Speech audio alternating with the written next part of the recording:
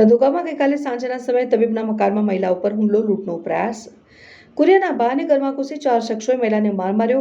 લૂંટ મારામારીની ઘટનાને પગલે સ્થાનિકો રોષે ભરાયા. પોલીસ સ્ટેશને એકત્ર થયા.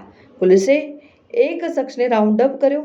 આ બનાવની જાણવા વિગત મુજબ અમદાવાદ જિલ્લાના ધંધુકા ભાવનગર હાઈવે ઉપર આવેલા વૈષ્ણવ સોસાયટીમાં રહેતા ડોક્ટર કિશોરભાઈ સિંહ શાહના રહેણાંકના મકાનમાં ગઈકાલે સાંજના સમયે કુરિયર આપવાના બહાને હેઠળ 4 શખ્સો આવ્યા હતા અને તેવામાં હર્ષાબેન કિશોરભાઈ શાહે કુરિયર અંગે પૂછપરછ કરતા હતા ત્યારે 4 શખ્સ ઘરમાં ધસી આવ્યા હતા અને હર્ષાબેનને પકડી લૂંટ કરવાનો પ્રયાસ કર્યો હતો અને તેવામાં હર્ષાબેન દેકારો કરી મૂક્યો. તેમ છતાં 4 શખ્સો મહિલાને પકડી પગના ભાગે માર માર્યો અને દરમિયાન દેકારો થતા આસપાસના લોકો એકત્ર થઈ જતા લૂંટારુઓ નાસી છૂટ્યા હતા અને મહિલાને ઈજા થતા સારવાર માટે હોસ્પિટલે ખસેડાયા.